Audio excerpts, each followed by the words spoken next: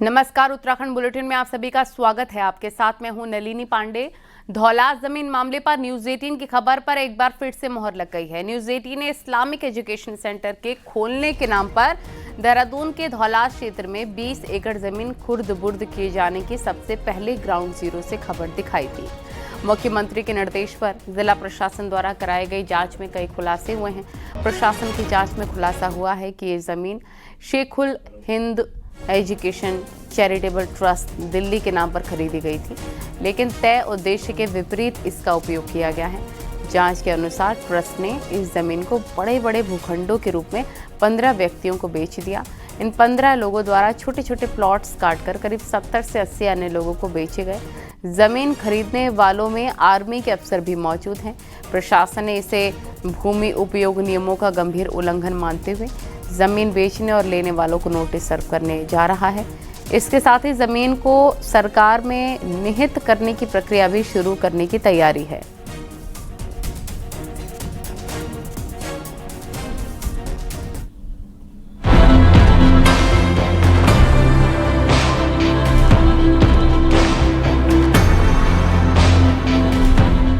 ये है देहरादून के धौलास की वो 20 एकड़ जमीन जिस पर 2004 में तत्कालीन नारायण दत्त तिवारी सरकार ने जमीयत उलेमाए हिंद से जुड़े महमूद असद मदनी के शेखुल हिंद एजुकेशन चैरिटेबल ट्रस्ट को इस्लामिक एजुकेशन सेंटर बनाने की अनुमति दी थी।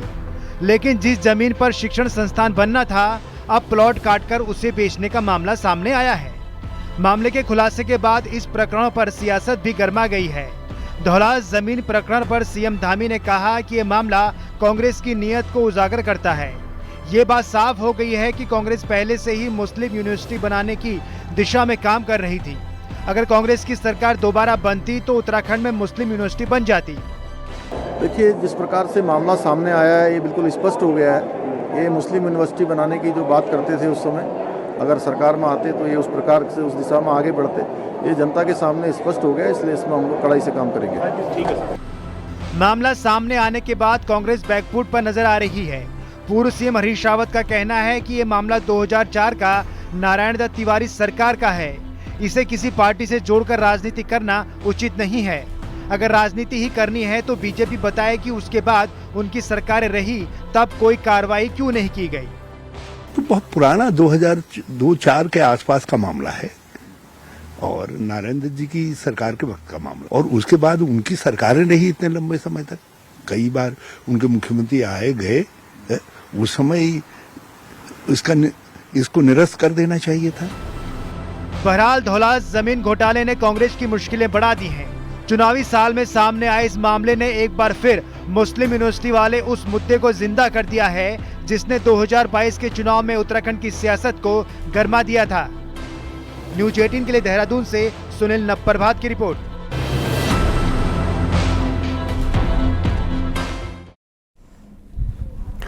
धौलास जमीन घोटाला प्रकरण सामने आने के बाद अब एमडीडीए भी एक्टिव हो गया। एमडीडीए वीसी बंशीधर तिवारी के निर्देश पर सोमवार को धौलास की विवादित जमीन पर चेतावनी बोर्ड लगा दिया गया है, जिसमें लिखा है यहां पर प्लॉटिंग का नक्शा एमडीडीए द्वारा स्वीकृत नहीं है, लिहाजा प्लॉट लेने और बेचने से पहले एमडीडीए से जानकारी अवश्य प्राप्त कर लें।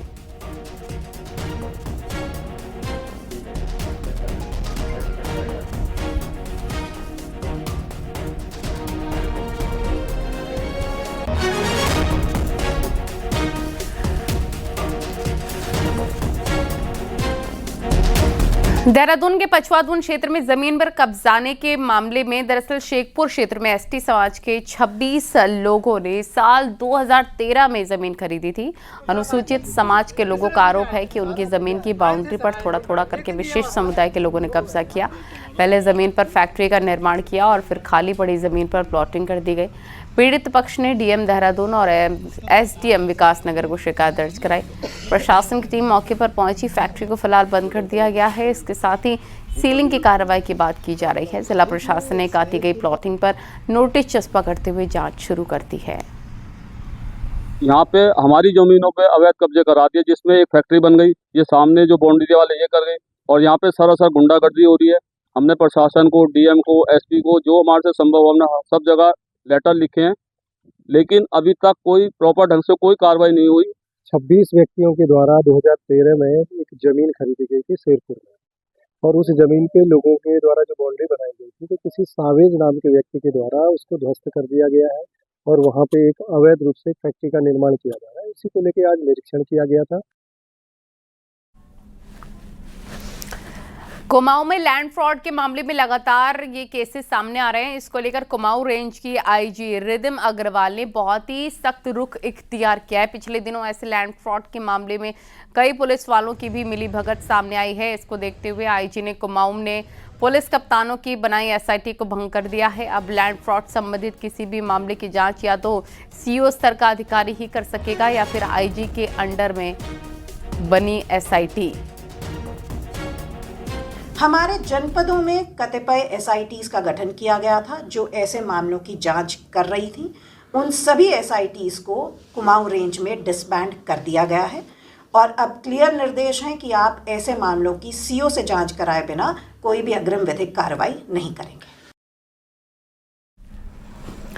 सीएम पुष्कर सिंह धामी ने देहरादून सचिवालय में कुंभ मेला 2027 की तैयारियों की समीक्षा की। वहीं मुख्यमंत्री ने निर्देश दिए कि कुंभ से जुड़े सभी काम अक्टूबर तक पूरे किए जाएंगे। सीएम धामी ने निर्माण कार्यों की गुणवत्ता, समयबद्धता, फाइलों के फौरन निस्तारण पर जोर दिया। मुख्यमंत्री ने पुलों के ऑडिट, घाटों के सौंदर्यीकरण, स्वच्छता, पेयजल, शौचालय, सुरक्षा व्यवस्था, ड्रोन सीसीटीवी, भीड़ प्रबंधन और पार्किंग की ठोस कार्य योजना बनाने के निर्देश दिए। वहीं अखाड़ों को भूमि आवंटन, अतिक्रमण हटाने, टेंट सिटी, स्वास्थ्य सेवाओं और अन्य राज्यों से समन्वय पर भी बल दिया। मुख्यमंत्री ने कहा कि कुंभ मेला आस्था और संस्कृति का महापर्व है, जिसे भव्य, दिव्य और सफल बनाना सरकार की प्राथमिकता है।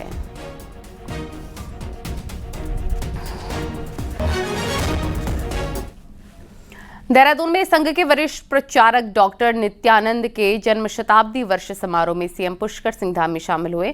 इस दौरान सीएम धामी ने कहा, सरकार का फोकस हिमालय संरक्षण पर है। इसके साथ ही पर्यावरणीय संतुलन बनाए रखने पर काम किए जा रहे हैं। मुख्यमंत्री ने बताया कि प्रधानमंत्री नरेंद्र मोदी के नेतृत्व में चल रही वाइब्रेंट विलेज योजना के माध्यम से सीमांत और पहाड़ी इलाकों में सुविधाएं बढ़ाई जा रही हैं ताकि पलायन रुके और सीमाएं सशक्त हों। राणा जी किसान है मूल रूप से, और जैसा कि आपने जिक्र किया कि डॉक्टर साहब के दर्शन के यहाँ पर उनके नाम से शोध केंद्र भी चल रहा है जो अनेक क्षेत्रों में काम कर रहा है, विकास भी, पर्यावरण के क्षेत्र में भी हम उसको और तेज़ी से आगे बढ़ाएंगे। जो डेमोग्राफी के बारे में भी उन्होंने, जो सीमांत क्षेत्र हैं वहाँ की डेमोग्राफी खराब हो रही है, जिस प्रकार से आज हमारे सामने एक खतरा है, उन्होंने उसकी चिंता भी बहुत पहले की थी। और आज हमारे प्रधानमंत्री जी के नेतृत्व में पूरे देश के अंदर वाइब्रेंट विलेज की योजना चल रही है। राज्य के अंदर हम भी ऐसे सीमांत क्षेत्रों को विशेष रूप से वहाँ पर सभी सुविधाएं बने, वहाँ पर वहाँ का पलायन रुके, क्योंकि वो केवल नागरिकों की दृष्टि से भी और देश की सुरक्षा की दृष्टि से भी बहुत महत्वपूर्ण है। उत्तराखंड में 2027 विधानसभा चुनाव से पहले टिकट को लेकर कांग्रेस के अंदर सियासी हलचल तेज हो गई है। कांग्रेस चुनाव समिति के अध्यक्ष हरक सिंह रावत के एक बयान ने पार्टी की अंदरूनी राजनीति को फिर से सुर्खियों में ला दिया है। उधर बीजेपी इस बयान को कांग्रेस की कमजोरी बताते हुए हमलावर है। इसी से जुड़ी आपको रिपोर्ट दिखाते हैं। रावत का कितना ही, वो हरक सिंह रावत का कितना ही करीब हो सकता है, वो गोदयाल के कितने करीब हो सकता है, वो प्रीतम के कितनी करीब हो सकता है, अगर वो जीतने की स्थिति में नहीं है, नई सीट निकालने की स्थिति में नहीं है, तो हम उसको टिकट नहीं देंगे। तो मैंने माने राहुल जी से भी कह दिया, मैंने राहुल जी, हम लोग आपका नाम लेके, खड़गे जी के नाम लेके हमारा टिकट फाइनल है। अरे टिकट कैसे फाइनल हो गया भाई? मैंने कहा राहुल जी, टिकट तो आपका भी फाइनल नहीं है। सोशल मीडिया पर कांग्रेस चुनाव समिति के अध्यक्ष हरक सिंह रावत का बयान इन दिनों जमकर चर्चा में है। उन्होंने साफ कहा कि 2027 के विधानसभा चुनाव में टिकट सिर्फ जिताऊ उम्मीदवारों को ही दिया जाएगा, न किसी सीनियर नेता के दबाव में और न ही किसी की सिफारिश पर। इस बयान ने कांग्रेस के अंदर हलचल मचा दी है। वहीं कांग्रेस के सीनियर लीडर प्रीतम सिंह का कहना है कि कांग्रेस में हमेशा सर्वे की प्रक्रिया होती है। शीर्ष नेतृत्व सर्वे के आधार पर तय करता है कि कौन उम्मीदवार जीत सकता है और किसे टिकट दिया जाना है। कांग्रेस में टिकट वितरण की एक व्यवस्था है, उस व्यवस्था के अनुरूप राष्ट्रीय नेतृत्व जो है टिकट फाइनल करने का काम करता है। स्वाभाविक बात है, राष्ट्रीय नेतृत्व भी जो है प्रदेश के अंदर तमाम चीज़ों को देखने का काम करते हैं। और आप जानते हैं कि सर्वे भी होता है, उसके बाद जो प्रक्रिया है उसकी प्रक्रिया के तहत टिकट फाइनल होता है। कांग्रेस जहां इसे एक सामान्य और तय प्रक्रिया बता रही है, वहीं बीजेपी ने इस पर तीखा हमला बोला है। बीजेपी प्रवक्ता और पूर्व कांग्रेसी नेता मथुरादास जोशी ने कांग्रेस के दावे को झूठा करार दिया है। मथुरादास जोशी ने कहा है कि कांग्रेस में टिकट योग्यता पर नहीं बल्कि नजदीकियों, माफियाओं और पैसों के आधार पर बांटे जाते हैं। ये केवल शराब माफियाओं को, खनन माफियाओं को और जो पीएमजेएसवाई के ठेकेदार होंगे, बड़े ठेकेदार जो इनको पैसा देंगे, ये टिकट बेचने का काम करेंगे। कांग्रेस के इन सारे नेताओं ने टिकट बेचे हैं, मैं नाम नहीं लेना चाहूंगा इनके, और ये इसी तरीके का काम करेंगे, आप देखिएगा। और ये बुरे हाल होंगे 2022 से भी बुरे हाल होंगे 2027 में। आप देखना जब टिकट बटेंगे, जूतों में खीर बटेगी कांग्रेस में। 2027 विधानसभा चुनाव से पहले कांग्रेस में टिकट को लेकर टेंशन साफ देखी जा रही है। बीजेपी जहां इसे कांग्रेस की कमजोरी बता रही है, वहीं टिकट की राजनीति आने वाले चुनावी समीकरणों को कितना प्रभावित करेगी, ये देखना भी दिलचस्प होगा। देहरादून से न्यूज 18 के लिए सतेंद्र बर्तवाल की रिपोर्ट।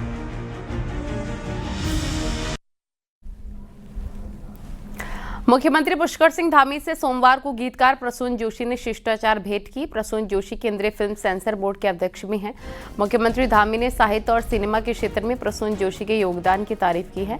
मुलाकात के दौरान उत्तराखंड की सांस्कृतिक विरासत, लोक कला, लोक संगीत और राज्य में फिल्म निर्माण की संभावनाओं पर चर्चा हुई।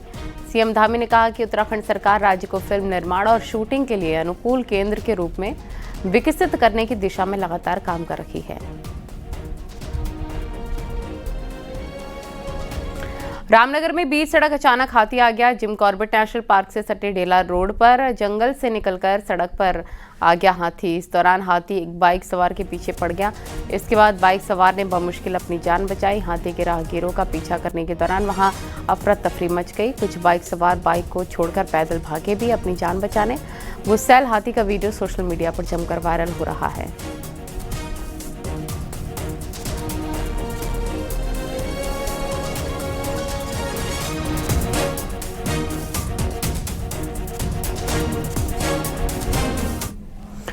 उत्तरकाशी के टुंडा में भालू का आतंक है और घंडियालधार तोक में दिन दहाड़े भालू ने ग्रामीणों पर हमला बोल दिया है। हमले में ग्रामीण घायल हो गया, इसे अस्पताल में पहुंचाया गया है। घटना के बाद से पूरे इलाके में दहशत है। लोग भालू के आतंक से निजात दिलाने के लिए इलाके में गश्त बढ़ाने की मांग कर वन विभाग से कार्रवाई की मांग कर रहे हैं।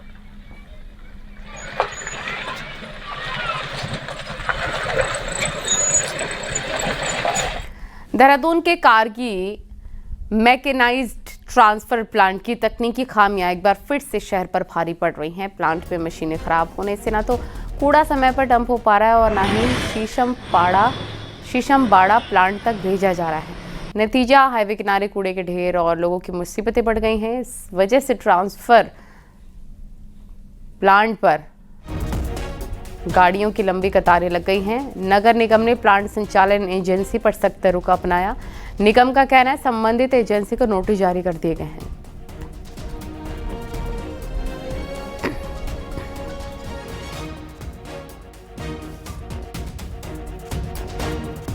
क्या दिक्कतें आ रही हैं? दिक्कत ये आ रही है, सुबह 5 बजे आता हूँ उठ के और पहला चक्कर अब खाली हुआ मेरा। अच्छा, 5 बजे से अभी तक करीब 3 बज गए हैं। हाँ जी, अभी तक तुम्हारी गाड़ी खाली नहीं जी, अब हुई पहला चक्कर, अभी आपके सामने हुआ गई ट्रॉली। स्मार्ट सिटी के द्वारा एक राशा कंपनी उनके द्वारा मैनेज किया जा रहा है, तो उसमें निरीक्षण लगातार चल रहे हैं। पिछले 1 हफ्ते से कुछ सुधार हुआ है। वहाँ पे उनके कुछ 2 व्हीकल्स ब्रेक डाउन हो गए थे, जिस कारण के वहाँ पे लाइनअप हो गई थी, चीजें थोड़ा सा व्यवस्था वहाँ खराब हो गई थी। राजधानी देहरादून का ये कूड़ा मैकेनाइज्ड जो ट्रांसफर प्लांट है ये फिलहाल बंद है, क्योंकि बताया जा रहा है कि इसकी कुछ मशीनें खराब हो गई, जिस कारण यहाँ पे आप देख सकते हैं कि कूड़ा ही फैला है। जबकि यहाँ पे स्थितियां ये होती कि कूड़ा जमीन पे नहीं फैलाया जाएगा, जिस कारण ये यहाँ पे एक प्लांट तैयार किया गया था। लेकिन जिस कंपनी को ये प्लांट तैयार किया गया, जिस कंपनी का यहाँ पे काम चल रहा है, वो फिलहाल उस कंपनी की कुछ मशीनें यहाँ पे खराब बताई जा रही, जिस कारण यहाँ पे पूरे शहर का कूड़ा इस तरीके से फैलाया गया है। यानी कि जो दिक्कतें थी, जो पहले दिक्कतें थी यहाँ कारगिल चौक में, जो लोगों को यहाँ पे दिक्कतें थी कि लोग इन कूड़े के ढेरों से परेशान थे। यहाँ से भले ही इस कूड़े को एक पूरी पैकिंग के तरीके से सिस्टम बड़ा लेके जाया जा रहा था, लेकिन कुछ दिनों से जब ये प्लांट की जो मशीनें हैं वो बंद पड़ी हैं, जिसके कारण ये दिक्कतें सामने आ रही हैं। कैमरा सहयोगी दीपक राणा के साथ मैं सत्येंद्र बटवाल, न्यूज़ 18 देहरादून। और अब आपको दिखाते हैं पहाड़ टॉप 10 न्यूज। अल्मोड़ा के रानीखेत पुलिस ने 3 गांजा तस्करों को गिरफ्तार किया। इनके पास से 66 किलोग्राम गांजा बरामद। हरिद्वार में बिजली के स्मार्ट मीटर लगाए जाने का कांग्रेस लगातार विरोध कर रही है। कैंप दफ्तर पर कार्यकर्ताओं ने जमकर नारेबाजी की। बागेश्वर में 2 सूत्रीय मांगों को लेकर पीडब्ल्यूडी के मिनिस्ट्रियल कर्मियों ने कार्य बहिष्कार किया और एग्जीक्यूटिव इंजीनियर के दफ्तर के बाहर प्रदर्शन किया। हल्द्वानी में क्रिकेट लीग में धोखाधड़ी का आरोपी विकास ढाका ने हाईकोर्ट में याचिका दाखिल की। 12 फरवरी को मामले की सुनवाई होगी। हरिद्वार जिला कलेक्ट्रेट में डीएम ने जन सुनवाई की। 60 शिकायतकर्ता सामने आए। शिकायतों में पेयजल, अवैध अतिक्रमण, राशन वितरण और भूमि विवाद शामिल रहा। पिथौरागढ़ में डीएम की मौजूदगी में जनता दरबार का आयोजन किया गया है। इसमें 50 शिकायतें दर्ज की गईं। कई का मौके पर निस्तारण किया गया। चंपावत के पार्टी ब्लॉक के ममुला कोट में डीएम ने रात्रि चौपाल लगाई। इस दौरान डीएम ने ग्रामीणों की समस्याओं का मौके पर ही निस्तारण का आश्वासन दिया। अल्मोड़ा में कैबिनेट मंत्री गणेश गोदियाल ने केंद्रीय बजट पर चर्चा की। कहा कि इस बजट ने उत्तराखंड को पर्यटन सहित कई क्षेत्र में काफी लाभ होने वाला है। बागेश्वर में बीजेपी ने केंद्रीय बजट पर प्रेस कॉन्फ्रेंस की। बजट को महिलाओं के सशक्तिकरण की दिशा में महत्वपूर्ण बताया। अल्मोड़ा में शिक्षा विभाग ने सपनों की उड़ान कार्यक्रम का आयोजन किया। इसमें सभी ब्लॉकों के स्टूडेंट्स ने हिस्सा लिया और अपने बनाए प्रोजेक्ट्स दिखाए।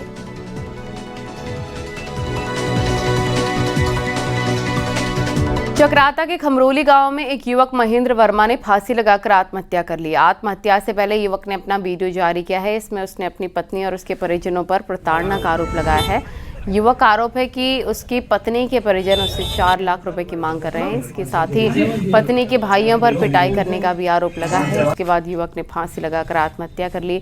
पति पत्नी दोनों ही एक होटल में काम करते हैं। पुलिस आत्महत्या के मामले में लगे आरोपों की जाँच कर रही है।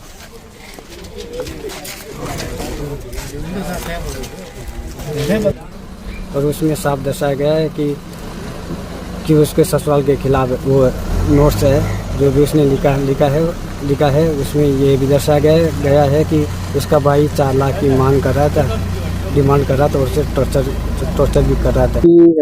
आत्महत्या से पूर्व के जो तैयारी की गई है उसका वीडियो बना हुआ पाया गया है। सारे तथ्यों को हमने जो है जितने भी साक्ष्य थे मौके के वो जुटाए हैं। और इस बीच रात में मृतक के पिता श्री हरिदास वर्मा जी उनके द्वारा हत्या की आशंका जताते हुए मुकदमा हमारे यहाँ तहरीर दी गई थी, जिसमें हमने मुकदमा दर्ज किया है।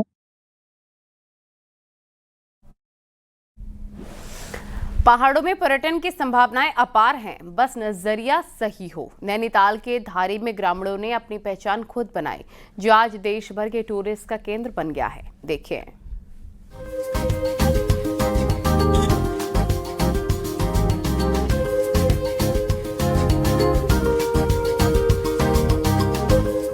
नैनीताल का भालूगाड़ आज सैलानियों का हॉटस्पॉट बन गया है। गांव के लोगों की परिकल्पना के अनुरूप तैयार किया गया भालूगाड़ में नेचर से जुड़े पर्यटक आ रहे हैं, तो यहां की आबोहवा के टूरिस्ट कायल भी हो रहे हैं। झील, वाटरफॉल में मस्ती के साथ पर्यटक यहां नेचर पॉइंटों पर बैठकर परिवार के साथ टाइम बिता रहे हैं और इन खूबसूरत पलों को जी रहे हैं। बहुत ही बढ़िया। मतलब यहाँ पे आके क्राउड नहीं है अभी, तो हम लोग तो पहाड़ों में इतने दूर से आ रहे हैं, एंजॉय करने के लिए आ रहे हैं, तो फैमिली लेके आए हैं। बहुत बढ़िया लग रहा है।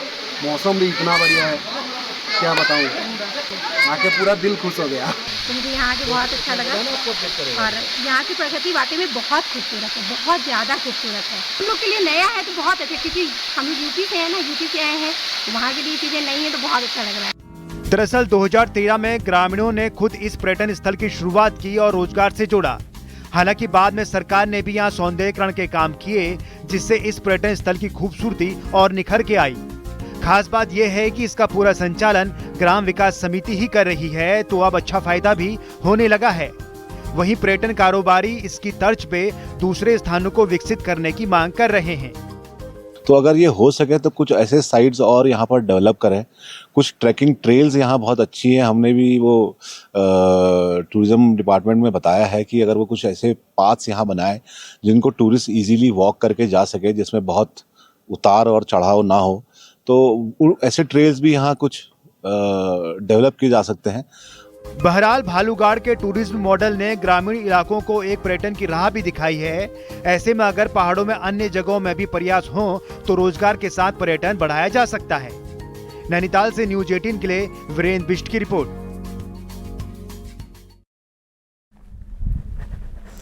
कपकोट में हो रही राष्ट्रीय एक्यूरेसी पैराग्लाइडिंग प्रतियोगिता इन दिनों रोमांचक मुकाबलों के साथ अपने चरम पर है। प्रतियोगिता में देश के विभिन्न राज्यों से आए प्रतिभागियों ने शानदार उड़ान कौशल और सटीक लैंडिंग का बेहतरीन प्रदर्शन किया है।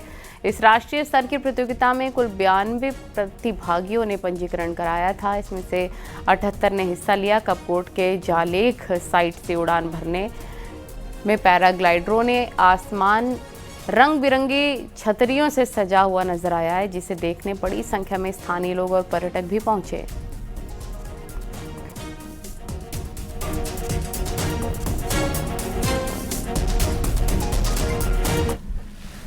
जोशीमठ के सेलंग गांव की महिला ग्राम प्रधान रोशना देवी और महिला मंगल दल की महिलाओं ने ग्रामीणों के साथ बैठक की है और इस दौरान गांव वालों ने शपथ ली और निर्णय लिया गया कि शादी, मुंडन और दूसरे सामाजिक आयोजनों में शराब पीने पिलाने पर प्रतिबंध रहेगा। साथ ही गांव की सीमा के भीतर किसी भी प्रकार की मादक पदार्थों की बिक्री को भी प्रतिबंधित किया गया है और नियम नहीं मानने वालों पर 51,000 का जुर्माना लगाने के साथ उसका सामाजिक बहिष्कार करने का फैसला भी लिया गया है। सभी ग्राम वासियों की अध्यक्षता में हुई है। इसमें शराबबंदी का पूर्ण रूप से प्रतिबंध किया गया है। सामाजिक कार्यों में शादी, मुंडन जैसे सभी कार्यों में शराबबंदी पूर्ण रूप से बंद किया गया है और अगर कोई इस बात को नहीं मानता है तो उसमें उसको दंडनीय